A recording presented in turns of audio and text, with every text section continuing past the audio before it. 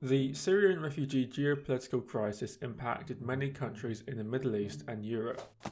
Here, we are going to take a look at how the psychological responses from different political attitudes in Europe reacted to the crisis. This crisis was indeed very real. In 2016, 4.5 million refugees were registered among different countries, and even now, there are 6.6 million Syrian refugees worldwide and over 200,000 living in refugee camps. This single geopolitical crisis has created political and social stress among governments and people. 200 Syrian refugees granted asylum in Denmark are now instructed by the Danish government to return to Syria as the government declares it a safer place to live. Meaning to the Danish government, refugees obtain very little reason to stay in Denmark. This caused a protest and further political divide. It also speculates that liberal parties are trying to retain voters from the rise of right-wing political parties. So, with all this happening and still ongoing, let us take a look at the psychology behind this. In particular, why do some people feel the need to engage on humanitarian missions seeking to help refugees? And why do others feel so defensive as to prevent refugees a certain degree of help?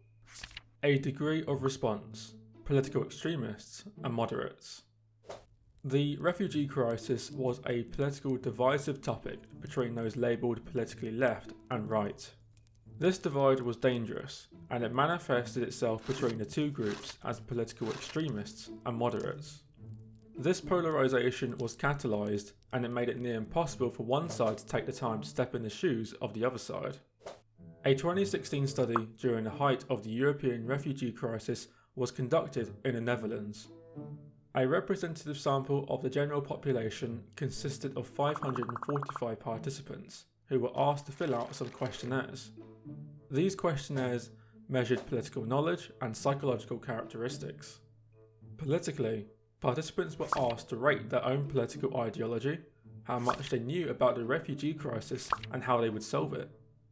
When rating political ideology, participants would also be measured on their political strength, which refers to their politics being closer to an extremist or moderate. To measure the participants' psychology, researchers rated their anxiety and self-efficacy. So researchers could understand how concerned participants were about the impact of the refugee crisis, and how worried participants would be of these effects in the Netherlands. Response from the right political camp was not to favour immigration and humanitarian efforts for the refugee crisis. Individuals politically right were found to be more anxious about their culture of order and tradition being threatened by a new culture. Genuinely, the right is seen to be more prejudiced towards immigration and more socially dominant, which creates this sense of close-mindedness. In the other camp, individuals representing the left would be seen open and inclusive of immigrants from Syria, being the beacon of hope of the humanitarian mission. Unlike the right, individuals from the left demonstrate more self-efficacy and have less thought about the concerns for national security regarding the influx of refugees. Researchers speculated this increased self-efficacy in the left is due to liberals leaning towards analytical thinking. It is noteworthy that this self-efficacy was unrelated to political extremism. Now, of course, this does not represent everyone. We are not all assigned to a political camp fighting one another to the death. Some are just political moderates, going about their daily business or having rational political discussions about ongoing affairs. What is important to highlight during the refugee crisis is that of extremism. Both political camps are no different from each other when it comes to taking their political beliefs to form extreme ideologies. The issue with this is that both sides view their solution as simple. This goes further to promote their solution so well that they see the other extremist solution as inferior, inciting political polarization.